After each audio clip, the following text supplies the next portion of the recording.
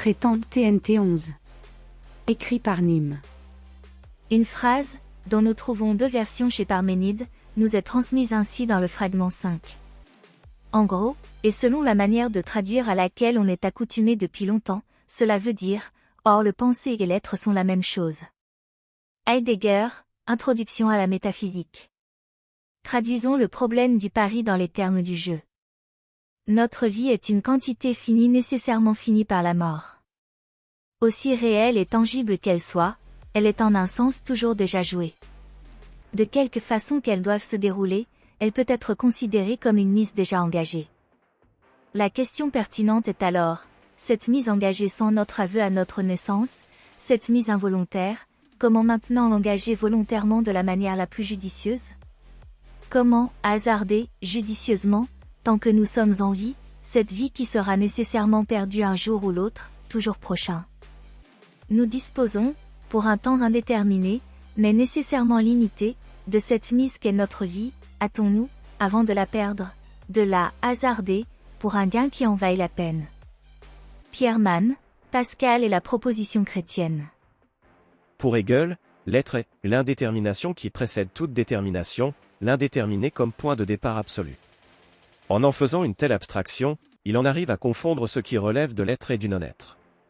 Cet être pur, écrit Hegel dans la Petite Logique, est l'abstraction pure et, par conséquent, la négation absolue qui, prise, elle aussi, dans son moment immédiat, est le non-être. De mon point de vue, si l'être est l'information, alors le non-être serait tout simplement l'absence d'information. L'être est tout ce qui est pensé, et le non-être est ce qui n'est pas pensé, car penser une chose revient nécessairement à générer une information. Le non-être n'est pas, alors, ce qui ne peut pas être pensé, mais seulement ce qui n'est pas encore pensé. Dès lors qu'une chose est pensée, elle obtient une essence, elle est. Ce qui ne veut pas dire pour autant qu'elle a une existence dans le monde sensible et qu'on peut en faire l'expérience. Faire passer une chose du non-être à l'être, c'est cela l'altheia dans son sens originel que lui conférait Parménide dans son poème de la nature. Ce qui est aujourd'hui dans le non-être, dont on n'a pas la connaissance, peut venir dans l'être, dès lors qu'on aura la capacité de le penser. Par ailleurs, une pensée ne constitue pas non plus à elle seule une connaissance. Pour connaître, il faut encore unir à la pensée sa dénotation, c'est-à-dire la valeur de vérité de la pensée. On pourrait voir dans le jugement le passage d'une pensée à sa valeur de vérité. Gottlob Frege, Écrit logique et philosophique. Il est donc possible d'exprimer une pensée sans la poser comme vraie. Dans une proposition affirmative, les deux éléments sont si étroitement liés qu'ils risquent d'échapper à l'analyse. On distinguera donc 1. La saisie de la pensée, l'acte de penser. 2. La reconnaissance de la vérité d'une pensée, le jugement. 3. La manifestation de ce jugement, l'affirmation. Gottlob Frege, Écrit logique et philosophique. Peut-il y avoir du non-être qui ne passera jamais dans l'être ? C'est tout simplement impossible à dire, puisque cela demanderait de penser ce qui est aujourd'hui dans le non-être et le séparer entre ce qui apparaîtra dans l'être et ce qui n'apparaîtra pas, et donc, de facto, les pensées leur enlèveraient leur statut de non-être. Et s'ils sont pensables, alors on comprendrait a posteriori qu'aucun n'était dans la catégorie du non-être en premier lieu. Ce qui ne peut pas être pensé est alors le néant, et c'est là la différence entre le non-être et le néant. Le non-être est une potentialité quand le néant est, lui, une impossibilité. Ce qui est pensable est aussi possible, dira Wittgenstein dans son œuvre majeure Tractatus Logico-Philosophicus. Je me dois de saluer également les écrits de René Guénon pour l'avoir bien perçu, bien que je ne l'apprécie guère, lui qui n'a su voir l'aspect relevant de la permanence de la modernité, la supériorité morale d'un être productif contre un être improductif, et qui préférera faire le choix de l'Orient contre l'Occident sans parler de ses divagations sur l'Atlantide. Cela posé, si l'on définit l'être, au sens universel, comme le principe de la manifestation, et en même temps comme comprenant, par là même, l'ensemble de toutes les possibilités de manifestation, nous devons dire que l'être n'est pas infini, puisqu'il ne coïncide pas avec la possibilité totale, et cela d'autant plus que l'être, en tant que principe de la manifestation, comprend bien en effet toutes les possibilités de manifestation, mais seulement en tant qu'elles se manifestent. En dehors de l'être, il y a donc tout le reste, c'est-à-dire toutes les possibilités de non-manifestation, avec les possibilités de manifestation elles-mêmes en tant qu'elles sont à l'état non manifesté, et l'être lui-même s'y trouve inclus, car, ne pouvant appartenir à la manifestation, puisqu'il en est le principe, il est lui-même non manifesté. Pour désigner ce qui est ainsi en dehors et au-delà de l'être, nous sommes obligés, à défaut de tout autre terme, de l'appeler le non-être, et cette expression négative, qui, pour nous, n'est à aucun degré synonyme de néant, comme elle paraît l'être dans le langage de certains philosophes, outre qu'elle est directement inspirée de la terminologie de la doctrine métaphysique extrême-orientale, est suffisamment justifiée par la nécessité d'employer une dénomination quelconque pour pouvoir en parler, jointe à la remarque, déjà faite par nous plus haut, que les idées les plus universelles, étant les plus indéterminées, ne peuvent s'exprimer, dans la mesure où elles sont exprimables, que par des termes qui sont en effet de forme négative, ainsi que nous l'avons vu en ce qui concerne l'infini. On peut dire aussi que le non-être, dans le sens que nous venons d'indiquer, est plus que l'être, si l'on veut, qu'il est supérieur à l'être, si l'on entend par là que ce qu'il comprend est au-delà de l'extension de l'être, et qu'il contient en principe l'être lui-même. Seulement, dès lors qu'on oppose le non-être à l'être, ou même qu'on les distingue simplement, c'est que ni l'un ni l'autre n'est infini, puisque, à ce point de vue, ils se limitent l'un l'autre en quelque façon, l'infinité n'appartient qu'à l'ensemble de l'être et du non-être, puisque cet ensemble est identique à la possibilité universelle. René Guénon, Les états multiples de l'être. Cependant, je crois qu'il a tort sur sa vision du non-être et sur le fait que l'addition de l'être et du non-être serait infinie. Il le sait lui-même et reconnaît que c'est la seule nécessité du langage qui le force à établir cette distinction, sans quoi il serait tout simplement impossible d'en parler purement et simplement. Mais je crois que cette imperfection n'est tout simplement d'une vision faussée. Là aussi, Wittgenstein a raison, si ce que vous dites n'a pas de sens, c'est qu'elle ne décrit pas un fait du monde réel. Si nous générons la connaissance par la construction d'informations qui permet de faire passer le non-être à l'être, où était-il avant cela? Cela semble purement subjectif. Ce n'est pas parce qu'un humain n'a pas généré cette connaissance que ce ne fut pas le cas ailleurs dans l'univers. Donc, une chose pourrait être du non-être pour nous, et de l'être pour une autre civilisation plus avancée? Je ne crois pas. L'être était déjà là, tout simplement, mais nous n'en avions pas la connaissance. C'est ce qui amènera Platon à imaginer le monde des idées.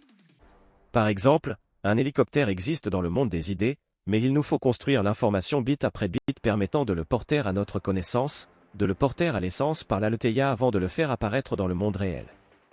Mais alors, si cet hélicoptère existait déjà dans le monde des idées, il n'y a pas de non-être en réalité. Il n'y a que de l'être, existant en tant qu'information, et qui sera potentiellement découvert par la connaissance. C'est tout à fait logique puisque la totalité de l'information est présente dès le début de l'univers. Tout ce qui peut être dit clairement. Ludwig Wittgenstein, Tractatus Logico-Philosophicus. À présent cela a du sens et cela peut donc s'énoncer clairement. Ce qui ne peut en revanche pas être découvert est le néant. Si l'être est fini, alors l'infini se trouve dans le néant qui marque le seul dualisme que Sartre conservera dans l'être et le néant. Est-ce à dire que nous ayons réussi à supprimer tous les dualismes en réduisant l'existant à ses manifestations? Il semble plutôt que nous les ayons tous convertis en un dualisme nouveau, celui du fini et de l'infini. Jean-Paul Sartre, L'être et le néant. On ne peut pas penser le néant.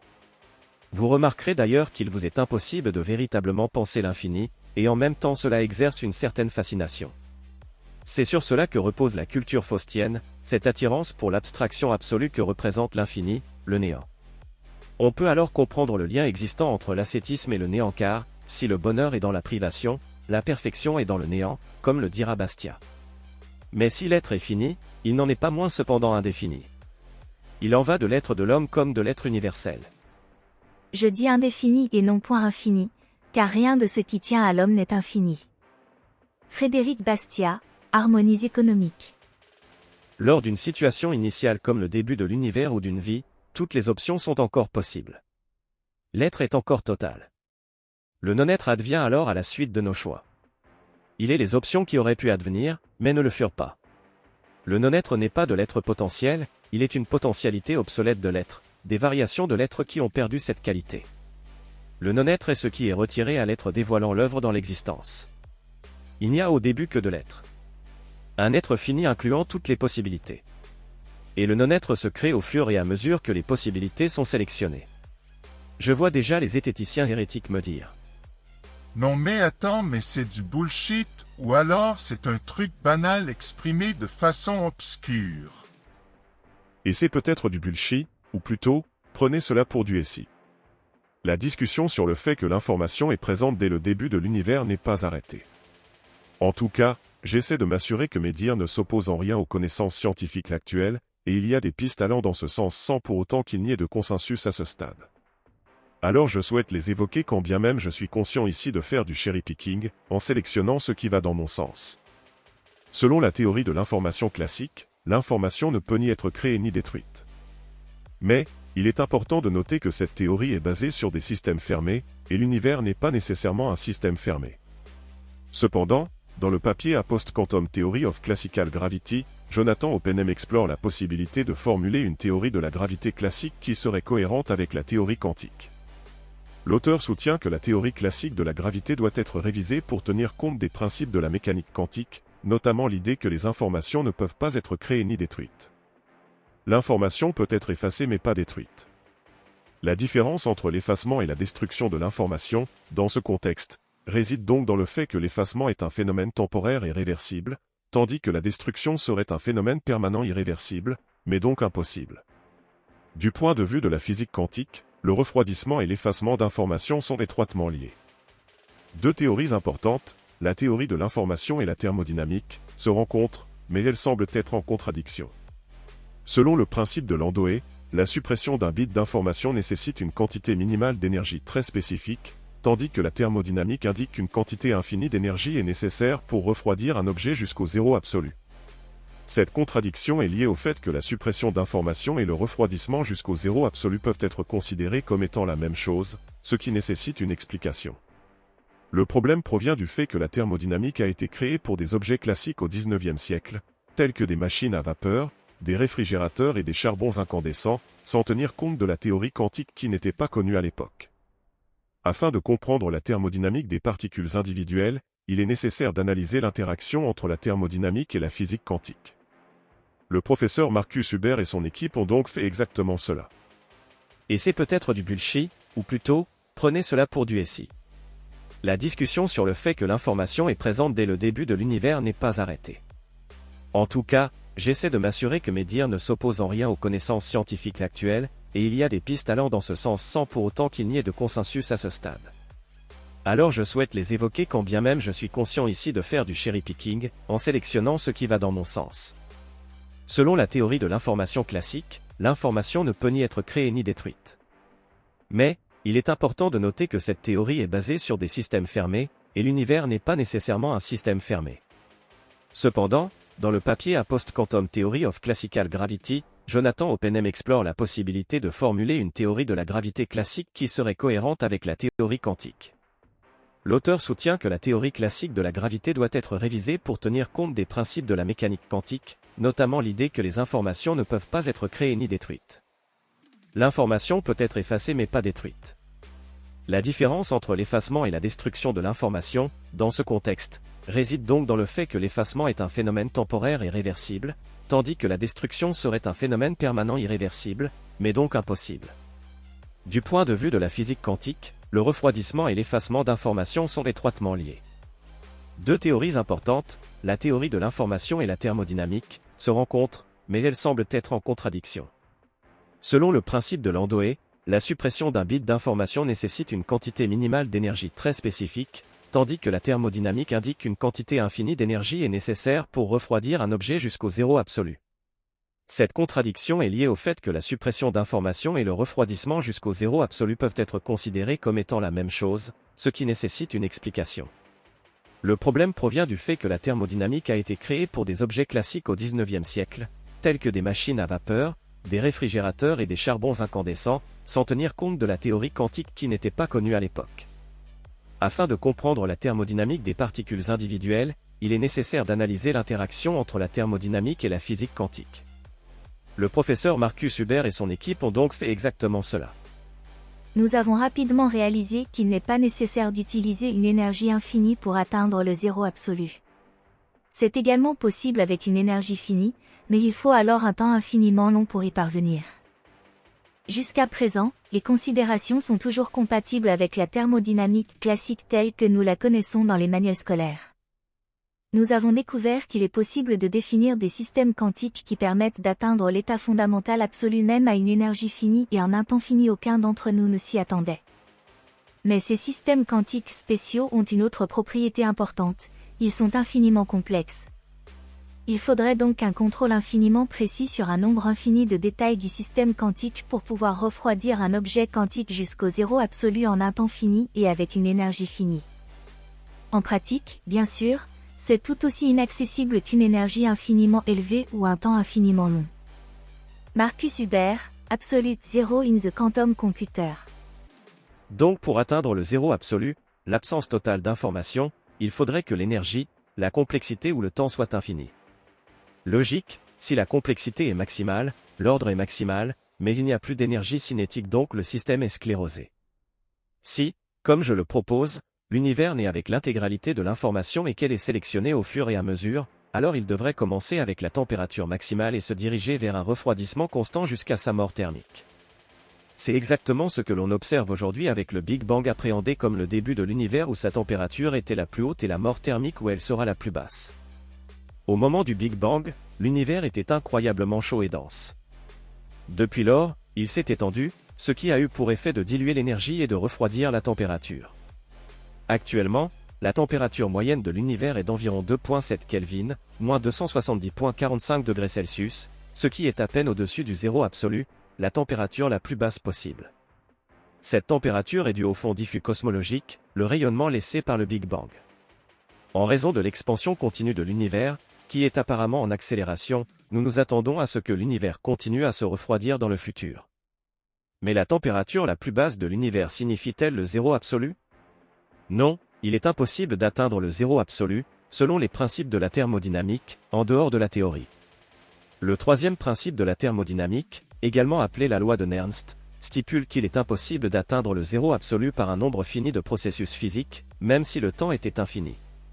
Mais alors qu'est-ce que serait cette information avec un I majuscule total présente dès le début de l'univers? Melvin Vobson de l'université de Portsmouth offre une piste plutôt audacieuse. Vobson attribue une masse à l'information et émet l'hypothèse que ce que nous appelons « matière noire » ne serait en fait rien d'autre que cette information.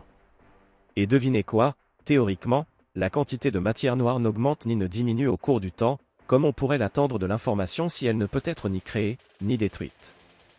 Comme il y a un nombre incroyablement grand de particules élémentaires composant l'univers, alors l'univers visible contiendrait également une énorme quantité de bits numériques associés au contenu informationnel de ces particules. Le principe de Landauer a démontré que l'information est physique. Le principe d'équivalence masse-énergie-information a extrapolé cela et a démontré que l'information a en fait une masse. Puisqu'il y a beaucoup d'informations associées à la masse baryonique dans l'univers, alors ce doit être une énorme quantité de masse qui correspond à cette information. Melvin Vobson. Alors est-ce que la matière noire n'est rien d'autre que l'information contenant toutes les possibilités de l'univers? Serait-ce tout son être dont une partie se manifeste dans la nature? C'est une limite entre la science et la philosophie qu'il est délicat de franchir, alors revenons à la philosophie. Malgré cette différence de point de vue sur ce que représente le non-être, je suis d'accord avec Guénon quand il dit qu'un état d'un être est donc le développement d'une possibilité particulière comprise dans un tel degré, ce degré étant défini par les conditions auxquelles est soumise la possibilité dont il s'agit, en tant qu'elle est envisagée comme se réalisant dans le domaine de la manifestation. Il existe deux grands principes dans la nature qui sont la construction d'informations et la sélection d'informations. Mais si, comme nous l'avons dit, l'être est ce qui comprend la totalité de l'information bornée, alors on peut résumer cela purement et simplement à la sélection des agencements d'informations potentiels les dévoilant dans l'existence.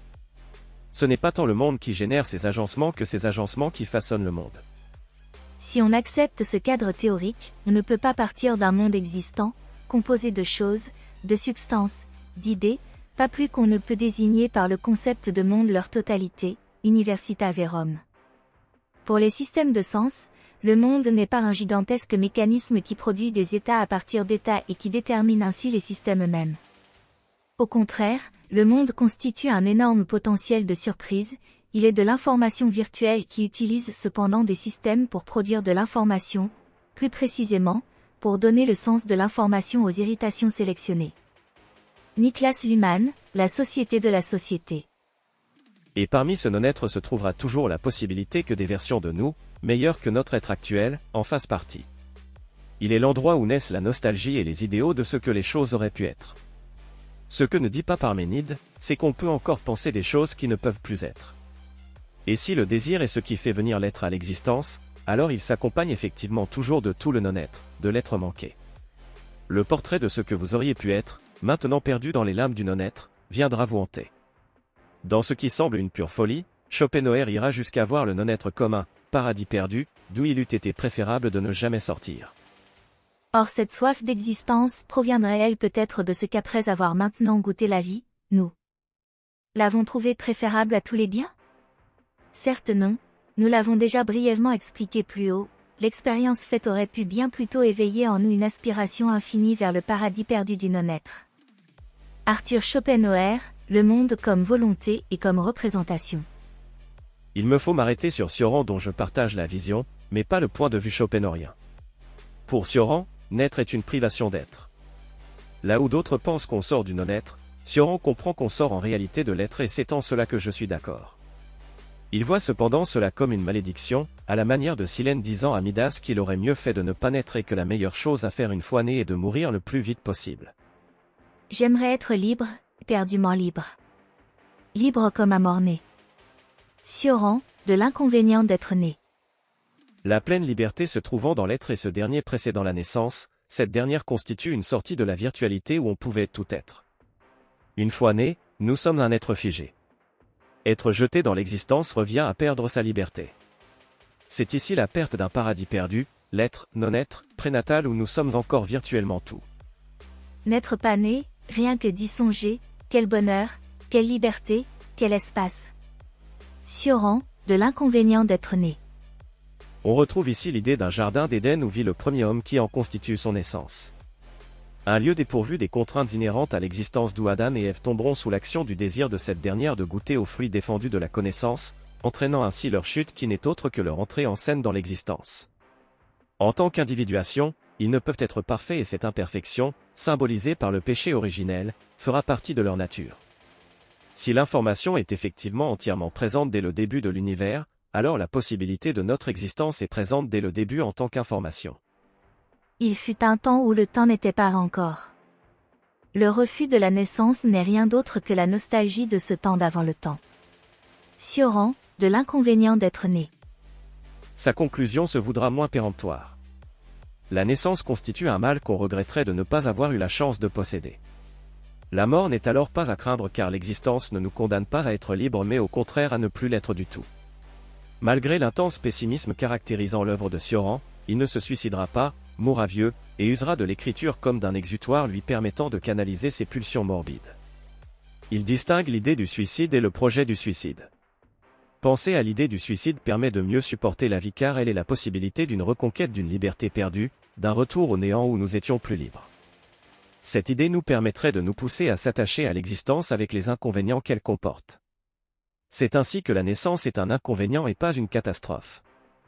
Je ne me pardonne pas d'être né. C'est comme si, en m'insinuant dans ce monde, j'avais profané un mystère, trahi quelque engagement de taille, commis une faute d'une gravité sans nom. Cependant il m'arrive d'être moins tranchant. Naître m'apparaît alors comme une calamité que je serais inconsolable de n'avoir pas connue. Sioran, de l'inconvénient d'être né. Le non-être n'est pas un paradis perdu. La possibilité de votre existence réside dans l'être. Sombrer dans le non-être sans même passer par l'existence signifie seulement que vous avez raté cette opportunité. Mais être porté à l'existence n'est pas une malédiction comme l'entend Sioran. La vie est une chance, et elle est un miracle statistique. Imaginez-vous pleinement toutes les causes qu'il a fallu depuis la création de l'univers il y a 13,7 milliards d'années pour conduire à votre existence. Imaginez-vous la somme d'informations totales existantes qui ne fut pas sélectionnée et qu'au contraire l'information unique conduisant à votre existence le soit. C'est une opportunité qui vous est offerte et elle ne repassera pas. Pour reprendre des termes calvinistes, votre naissance fait déjà de vous un membre du club très sélectif des élus, quand ceux n'ayant pas eu la chance de connaître l'existence sont des réprouvés. Le « paradis perdu » est au contraire l'être originel où toutes les possibilités sont encore ouvertes. À l'échelle d'un individu, c'est la rencontre des gamètes. À ce moment précis, toutes vos options sont encore ouvertes et vous passerez votre vie à réduire le champ des possibles, résoudre l'incertitude, en faisant passer des options de l'être au non-être. Et peut-être des meilleures. Alors on pourrait effectivement voir ce début comme un paradis perdu, mais pas le fait d'avoir été sélectionné lui-même, car nous n'aurions pas pu être autre chose que ce que nous sommes. Nous pouvions seulement être soit sélectionnés tels que nous sommes, soit passés à la trappe. Au contraire, dès l'instant que le Dasein existe, de telle manière qu'en lui absolument plus rien n'est en excédent, alors, et du même coup, il est ainsi devenu un ne plus être là. La levée de l'excédent d'être signifie l'anéantissement de son être. Aussi longtemps que le Dasein est en tant qu'étant, il n'a pas atteint sa totalité. Mais qu'il obtienne celle-ci, et alors ce gain devient la perte pure et simple de l'être au monde. Il n'est alors plus jamais expérimental en tant qu'étant. Heidegger, être étant. Il en va de même d'une culture qui a ce que Spengler nomme ses possibilités. Il y a pour lui l'idée d'une culture qui est la somme de ses possibilités intérieures, et son phénomène sensible dans l'image historique, sa réalisation achevée. Leur achèvement étant synonyme de leur fin. Comme le fera remarquer Heidegger dans Être étant, on peut comprendre le mot de deux façons. D'une part la cessation d'une chose, d'autre part sa réalisation. Est-ce que la mort d'un individu, ou celle d'une culture, est leur finalité?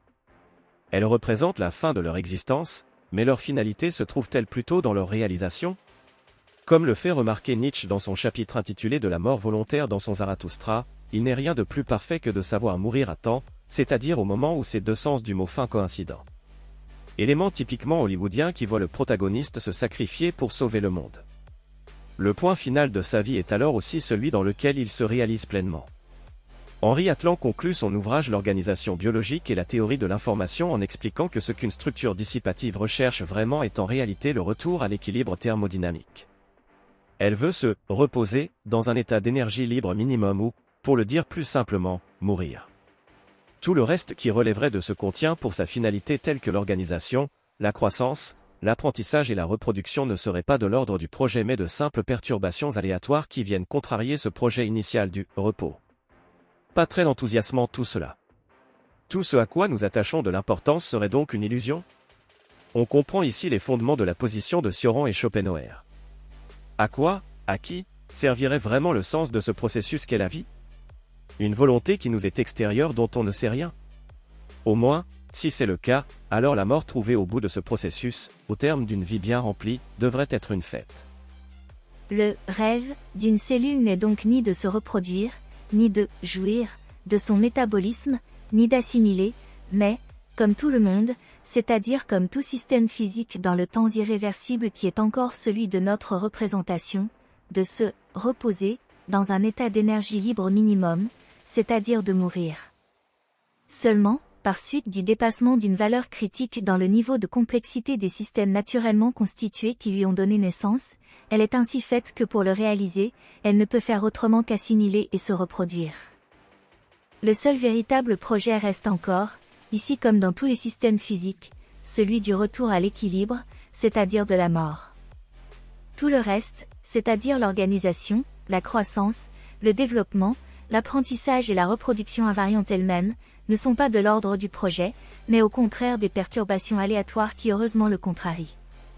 Les organismes vivants apparaissent ainsi comme des systèmes suffisamment compliqués, redondants et fiables, pour réagir aux agressions aléatoires de l'environnement de telle sorte que l'atteinte de l'état d'équilibre, c'est-à-dire de la mort, ne soit possible qu'à travers les détours de ce qu'il est convenu d'appeler la vie. Henri Atlan, L'organisation biologique et la théorie de l'information. La mort constitue la fin de vos possibilités et définit ce que vous êtes à l'aune du pour soi, mais pas du en soi. Ce qu'une chose, un individu, est en soi relève toujours de son interaction avec l'environnement et le sens qui leur est conféré. À la fin de sa vie, Christophe Colomb était peut-être pour lui une multitude de choses, du point de vue extérieur il était un explorateur de génie qui a découvert l'Amérique, aujourd'hui, certains le voient comme un blanc venu opprimer les Indiens qui n'a de facto rien découvert puisque les 10 Indiens étaient déjà là. L'être est l'information, cette dernière est symbolique et ce qui compte est le sens. On se réalise toujours en relation à un environnement, aux autres et en fonction du sens que ces derniers donnent à nos actes. Notre identité est alors toujours le fruit d'une médiation entre ce que nous sommes pour soi et le sens que les autres génèrent de nous et nos actes de façon directe ou indirecte. Si j'enfante, je deviens de facto père. L'existence d'un nouvel individu vient renseigner directement une nouvelle facette de mon essence. Si je l'abandonne, alors je suis un mauvais père. Cela fera aussi partie de mon essence mais cette information naît d'un jugement de valeur, d'une médiation venue de l'extérieur, générant du sens sur mon acte. On ne peut pas changer ce que nous avons reçu à la naissance, mais on est responsable de nos actes. Comme le dit Aristote, le désir est toujours accompagné d'un sentiment de peine. Le sujet prenant conscience de sa finitude et de l'importance de ses choix pour son existence et celle des autres ressentira ce que Heidegger nommera le souci et une angoisse face à la mort. Le souci est une condition de la vie. C'est un sentiment naturel qui intervient lorsqu'on ne peut s'empêcher d'imaginer que nous pourrions être meilleurs si nous avions fait d'autres choix et que cela sera encore le cas toute notre vie. Toute l'information est construite, on ne peut plus rien y changer et elle constituera le matériel sur lequel reposera la perception qu'on aura de nous pour l'éternité. N'avez-vous jamais ressenti qu'une chose vous semble juste, mais que la façon dont vous serez perçu, la trace que vous laisserez, vous angoisse? Vous avez le contrôle de vos actes, mais vous n'avez pas le contrôle sur le sens qui sera donné à vos actes. Le poison le plus virulent que l'homme connaisse est alors la culpabilité qui repose sur ces choses qu'il aurait pu faire différemment dans le passé. La solution de Nietzsche, bien conscient de cela, l'oubli et la mort fati. Nietzsche met l'accent sur le « saint oubli » dans la prévention et la guérison du ressentiment, et ce, pour une très bonne raison, le dernier homme trafique d'abord et avant tout de la culpabilité. Aujourd'hui, nous n'avons plus peur de l'hypothèse indéterministe. Elle est la conséquence naturelle de la théorie moderne de l'instabilité et du chaos. Et elle confère une signification physique fondamentale à la flèche du temps sans laquelle nous sommes incapables de comprendre les deux caractères principaux de la nature, son unité et sa diversité. La flèche du temps, commune à toutes les parties de l'univers, témoigne de cette unité. Votre futur est mon futur, le futur du Soleil est celui de toute autre étoile. Il y a Prigogine, la fin des certitudes. Le temps est alors un élément capital. Il existe une flèche du temps qui définit le sens d'un processus irréversible. Le temps va sélectionner les possibilités. Pour le dire simplement dans les termes de Bergson, le possible est plus riche que le réel, et le réel apparaît grâce au temps. Nous pouvons alors ajouter à notre schéma, cette flèche du temps, qui est aussi au centre de la philosophie de Martin Heidegger. Elle incarne le processus cher au philosophe Alfred North Whitehead, connu pour sa théorie de la philosophie du processus, qui est sûrement ce qui se rapproche le plus de ma vision des choses. Cette théorie postule que le monde est en constante évolution et changement, plutôt que d'être constitué d'objets statiques et immuables. Selon Whitehead, chaque chose dans le monde est en constante transformation et est interconnectée avec toutes les autres choses, formant un processus cosmique où chaque chose peut être potentielle ou actuelle. Faisant reposer sa pensée sur les connaissances scientifiques de son époque telles que l'évolution darwinienne et les prémices de la physique quantique, il en arrive lui aussi à l'importance de l'information, de la data. La data, donnée, est concomitante à ce qu'il nomme une occasion qui représente une interaction entre les entités. Lors d'une occasion, un lien se crée entre les entités qu'il nomme alors nexus, ou nœud en français. Les entités font une expérience et de cette expérience se forme un nexus. Vous êtes une entité et le propos que je développe ici est une autre entité avec laquelle vous avez en ce moment une expérience. Si vous adoptez mes idées, alors un nexus entre vous et ces idées va se former. Mais, s'il donne une place centrale aux sensations dans la création de data, la conscience telle qu'on l'entend n'est pas nécessaire pour avoir une expérience. Il y a besoin d'une expérience pour éprouver le phénomène de conscience, mais l'inverse n'est pas vrai. Pour résumer succinctement sa pensée, un nexus est formé à partir de données lors d'une occasion.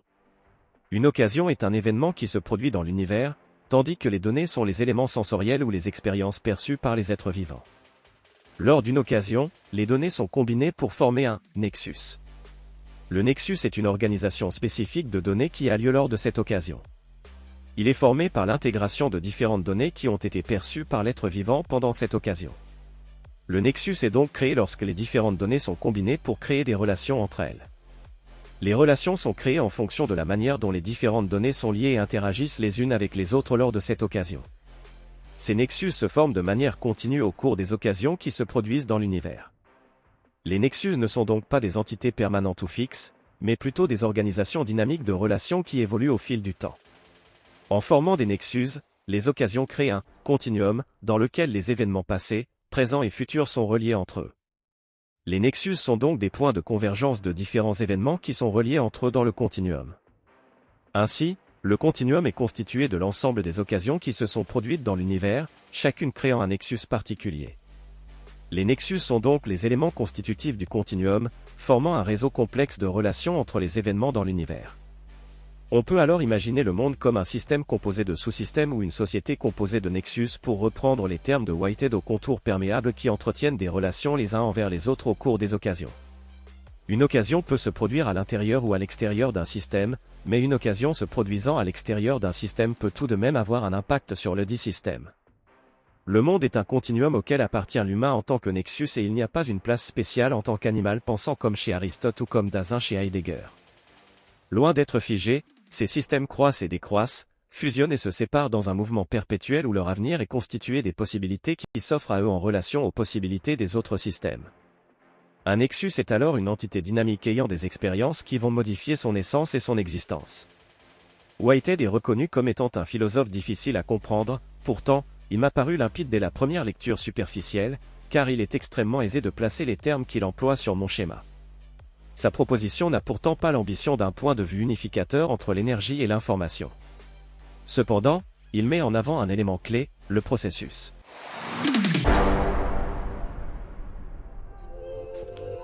Cet audio vous a plu?